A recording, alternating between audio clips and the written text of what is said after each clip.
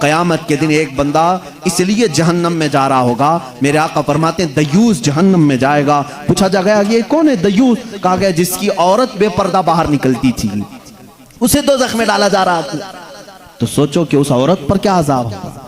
तुम्हारे ऊपर तुम्हारी औरतों का भी हक है, तुमने क्यों इसको पर्दे में नहीं रखा? तुमने इसको हयादार क्यों नहीं बनाया? अपनी बच्चियों की सही तरबियत करो, अपनी बहनों की सही तरबियत करो। आज के इस माशरे में हमारी औरतों के साथ एक बड़ा मसला ये है कि वो ऐसी महफिलों में आती नहीं जहां वो कुछ गर्म हो सके, जहां उनके अंदर ईमान ताज़ा हो सके। जाहिर सी बात है वो बरसों तक उनके घरों में कैद होने की वजह से जंग लग जाता है।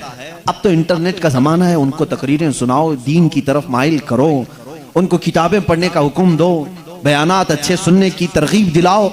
वरना अक्सर औरतों का हाल ये होता है ना उनके लिए जुम्मा है, ना ईदैन है, ना कभी वो महफिलों में आती हैं, जिसकी वजह से टीवी में जो देखा वही उनके दिल में उतरने लगा, इसलिए बिगाड़ आया। अब मुझे डर इस बात का होता है, मेरे आका सल्लल्लाहु अलैहि वसल्लम ने फरमाया क़यामत के करीब सबसे बड़ा फितना जो आएगा वह दज्जाल का होगा, और उस दज्जाल की फौज में सबसे ज्यादा औरतें शामिल होंगी, औरतें शामिल होंगी। और दज्जाल अपनी फौज को ताकत देगा तो औरतों की बेहयाई से वो नंगी करके लाएगा।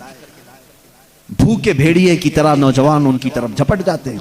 आज भी यही हाल है।